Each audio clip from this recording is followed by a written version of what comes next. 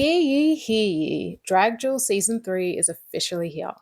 Today I'm going to recap Episode 1, the premiere drag show, sharing all of my honest and unfiltered thoughts. With 14 warriors to start and a 2-hour episode, I have a lot to say, so let's get into it. So the rules are similar to last season. The winner of the main round gets a cash tip, as well as a power-up to use to their advantage or someone else's disadvantage going into the next main round. The bottom 2 warriors will battle it out in a drag duel to the death, with only one surviving. Or will they? The winner of Drag Duel Season 3 will take home a $2,500 cash prize, as well as some other goodies. One by one, we are introduced to the 14 warriors. And as always, with every Drag Duel season, I have my crushes. In Season 1, it was Hydra. In Season 2, it was Dom. I seem to have a thing for winners. And in Season 3, I have Robert Band. Is this a sign I've picked another winner? Seriously though, I love you all already. You're all so talented and diverse. So we have some connections here. The Baltic contestants, Shafrania, Alex, and Stella. Heavy Cream and Aquaflora are from the same house. Zodic knows of Gwendolyn, etc. The warriors get to know each other, and you can definitely tell the introverts from the extroverts. I would be the quiet one not saying anything. Derek interrupts the pleasantries to announce that there is a secret 14th contestant. And surprise, surprise, it's my diva, Glass Stain. Some are happy to see her, like Minerva, who has competed with her before. Others, like Neon, have no idea who Glass is because they never watched Season 1. Oop. So to kick off the season, the first main round will be the iconic Drag Mix Challenge. And when I think of Drag Mix, I think of AJ Knox serving. And so should all of you. This time, it is rebranded as the Premiere Drag Show. They have 2 minutes to put together a music mix, but they must also brand themselves as well.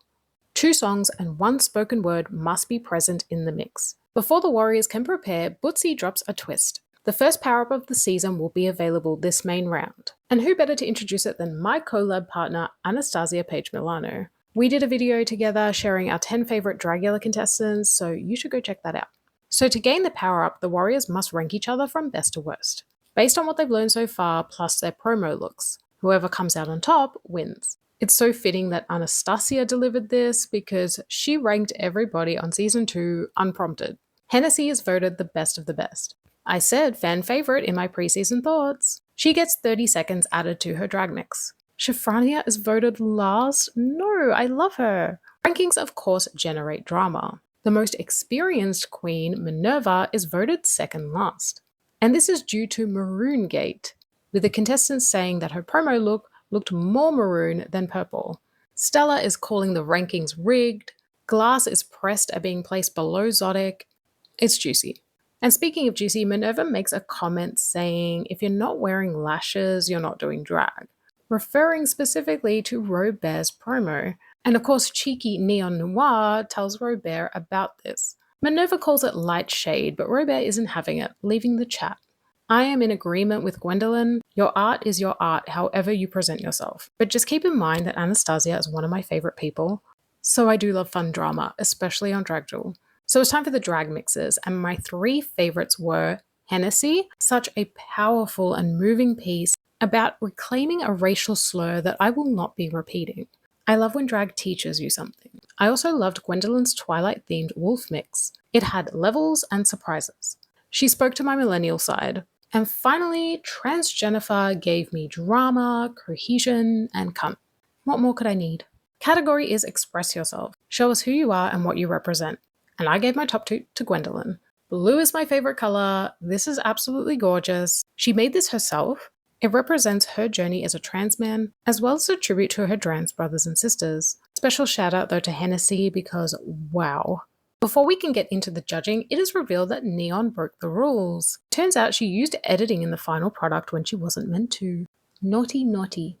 Hennessy, Neon Noir, Zodic, Trans Jennifer's Gordy, Glass Stain, and Minerva are made the tops and bottoms of the week, meaning the rest are safe. However, Stella and Elektra are given a shout out for doing great this week. So the judging panel this week consists of Derek, Bootsy, Mother, Father, an extra special guest judge, lip sync assassin and protector of queer art, Megami from Drag Race Season 16. First up, we have Glass Stain. The judges say her performance was mesmerizing. I loved that final gimmick with the smoke. It was perfectly timed. Hydra says that her runway was a bit of a letdown because it was similar to some of the things she presented in season 1. Next is Neon Noir. The black background did her no favors, and of course we cannot forget Editing Gate. What was in the dossier, judges? Well, the dossier was very clear. No editing. Next is Zodic. The mix required more energy, but it showed Zodic's brand quite clearly, which is very cool, by the way. Unfortunately, Zodic had my least favorite runway. I just wanted the devil denim to be dragged up a bit more. But I love you, and I put you in my top 3 for a reason. Up next is Hennessy, and oh my god, I'm calling it now, she's winning the season. It was personal, it was memorable, the runway was next level. This was such a great way to start the competition. Minerva had a confusing performance. I didn't really get who she was from it, and the judges weren't sold either. In the runway, Minerva continued not to showcase her brand. In fact, she looked like a certain someone that wasn't wearing lashes. See the resemblance? Transjennifer is up next, and she's in the top. She had charisma, she was campy and captivating. The runway was really pretty. Megami appreciated her unique spin on it, and the mug was stamped. So it was time for the final judgment, and Hennessy is made the winner. Not even a question. It was perfection, both performance and runway. She receives a cash prize and a special power-up that will be revealed later.